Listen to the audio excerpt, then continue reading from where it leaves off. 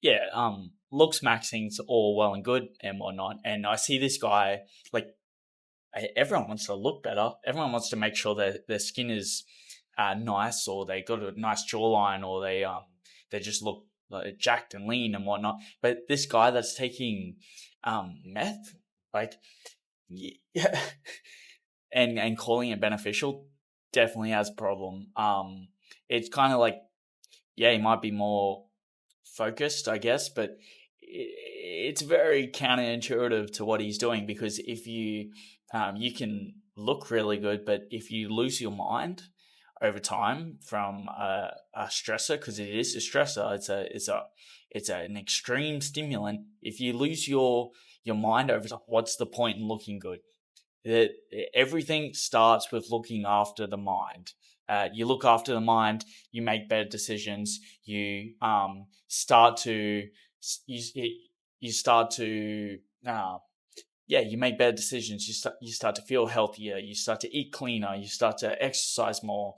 But soon as you lose control of your mind because you've fucking ran it to the ground with stimulants for 10 years straight and you never had a break, or um, you you haven't slept properly for 10 years because you're just fucking on your phone at nighttime, or you're not looking at sunrise, or you're not looking at sunset, or whatever it may be. If you lose your mind, you lose everything. And it doesn't matter how fucking fit you look, how healthy you are, if your mind's not healthy because of any type of fucking abuse that you've done to your body, it doesn't matter. To, to me, dementia, Alzheimer's, um, th- uh, they're the scariest fucking disease. Uh, Cancer, you still have yourself. Like, if you get cancer, you still have yourself. You can make choices properly. You can, as long as you calm yourself and think, you'll make the best decision. But with dementia and Alzheimer's, that you don't have yourself anymore, and that's the fucking scariest thing. So yeah, he can look smacks. I love look smacks and go do it, but he should look after his mind while he looks maxes. Like, almost a toxic habit of the health and wellness community is they're taking these peptides and these like stimulant focused compounds, and they're immediately like they need to feel something for it to be to for them to say it's working. Um, when you take creatine, 15 minutes later, go, oh fuck, I feel amazing. It's literally, you take creatine over time, and you expect 1% in the gym, that it's really hard to measure, but it's doing good for your health. When you take magnesium, sometimes if you're really deficient in it, you feel like drowsy, you sleep better straight away, type of thing. But you can't expect to take it and constantly feel a certain way. Sometimes you take things and okay, I got to take this for 3 years straight, and hopefully even longer, to see a measurable effect. And that measurable effect might literally be, I can still get out of a chair when I'm, like, with exercise, I can still get out of a chair when I'm older, rather than I need a cane to push myself up. It may be, uh, I still sleep through the night and have a regulated circadian rhythm, rather than waking up at 3 o'clock every morning, or whatever it is. I'm still a healthy weight because I've moved my body every day. You don't have to immediately feel something to know it is good for you. Um, Although it is nice to take something and to feel more focused, or to feel more alert, or maybe to have like some like cool side effect of like a flushing effect, like you do with MT2, or nice and like a nice and flush, or um, a cold plunge for that matter. Like, you get in a cold plunge and you immediately feel better. You get out and you just feel strong. That is nice as well. But it can lead to like a toxic and need to feel something immediately. It's kind of like, you need to remember, health is delayed gratification. There's many different choices of many different choices of different actions to choose now what you want to be in 5, 10, 15, 20 years, 30 years time. So yes, you don't need to immediately feel something. Magnesium is the one thing I say that 99% of people should take it. It's very rare that I say everyone should be taking this supplement, because it really depends on your diet, your lifestyle, your genetics, it get the period of your life, whether it's high stress. It really just depends. But magnesium seems to be the one thing that everyone that takes it comes back to me and they go, yeah, I'm sleeping better. I don't feel as wound up during the day. Like I'm I can calm down at the end of the day a bit better, or yeah, I think clearer, or that it's very it's a subtle thing. Probably not everyone needs to be having one electrolyte every day. I understand that not everyone's as active and um, like going really hard, whether it's like in the sauna, in the they're doing exercise daily. But the people that are, they can really find some benefit in taking some electrolytes, especially if it's high in sodium and high in magnesium. Um, Potassium you can get fairly easy from food, and it's very well regulated inside the body. So you don't actually, like, all these high potassium drinks, they're good, but you don't actually have to worry about potassium as much.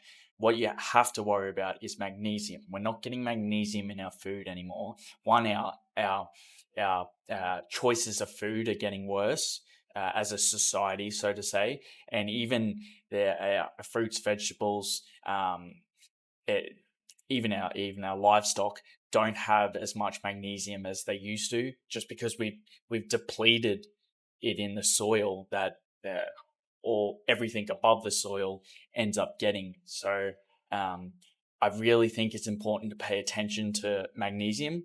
But tying it back to the electrolyte thing is, if you're sweating and say you're doing a sauna every day, or you're exercising every day in a hot environment, and you're losing 500 um 500 mils of sweat, or even like your a kilo difference, so it's 1,000 milliliters of sweat, you might be losing 800, 1,500 milligrams of sodium. And yes, you don't lose as much magnesium, but it is in 90% of cases, I think it is beneficial to have slightly higher let's say superhuman levels of magnesium, because it's almost like it's protective. It's neuroprotective, cardiovascular protective. Yeah. So those would be two things I'd really pay attention to if you're sweating every day. If you're not, you probably should be sweating every day. If you're not, maybe you don't have to have an electrolyte every day.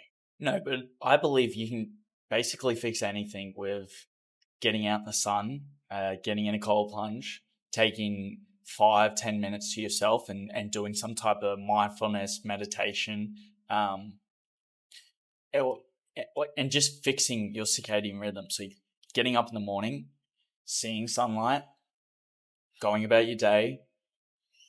In the afternoon, you see sunset, and you make a conscious effort to not be on your phone after 7 o'clock at night. You can basically fix anything, because is that's the linchpin, so to say, is our circadian rhythm these days. That's where majority of our problems are coming from a dysregulated circadian rhythm. The thing is, it used to be that, office workers have a little bit more longevity because, their body's not breaking down, and they kind of used to look at the tradies like, you're going to be an old worn out fart when you're older, type of thing. But that's going to be the complete opposite now for any indoor workers. They're the ones that are aging like shit. They're going to be overweight, blue light toxic. Their eyes are going to be messed up. It's actually going to be the tradies that are the healthiest, even though even though they're drinking every Thursday, Friday, Saturday, Sunday, they're still going to be a lot healthier because they're outside, they're getting sunlight, they're moving their body, they're looking off in the distance, their eyes aren't as strained. Their circadian, they're up at 6, they're done work at 5. They don't have to fucking be on a screen as long as they're not fucking killing themselves on their phone all night. But yeah, it's kind of reverse. The tradies are going to be the healthier type of stereotype, so to say. Um, yeah, I wouldn't want to be an office worker in 2026. Thing is, too, we're definitely blue light toxic. Um, and if you have the chance, do what I'm doing right now, and you get outside, you have some natural light, even though you're looking at a screen. Like, there's almost no point in trying to not look at a screen unless you're going to go live in El Salvador and go off grid type of thing. You're going to be looking at a screen. So if you're looking at a screen, get outside, get some natural light. That way you can type away, and when you need to think, you can look off into the distance and relax your eyes and try and look at something in the distance, and whether it's a tree or a building or just a fucking light post, for all I care. You're letting your eyes relax, and then you can go back into work. And I guarantee you, the combination of the light, the combination of letting your eyes relax a little bit more, is going to make you more productive anyway. So you, like, in the long term, that's for sure. Yeah, yeah. See, I think the one thing a lot of people forget, they can be counting calories. Um, yeah, tracking everything. But if they're forgetting about looking after their minerals, especially their zinc, magnesium, um, if you're forgetting about those things, yeah, of course, you can look fucking amazing. But after 2, 3, 5, 10 years, if you haven't paid attention to them at all and you've only chicken, rice, and broccoli, there are going to be some problems that start to arise. And yeah, you're going to look good, but you're going to wish that you maybe had paid a little bit more attention, and maybe not as in detail as the tracking of calories that you did. Not that I think tracking calories is the be all end all. Only bodybuilders and whatnot should do that, is probably my opinion. But yeah, uh, I think you really have to pay attention to the minerals that are going in your body.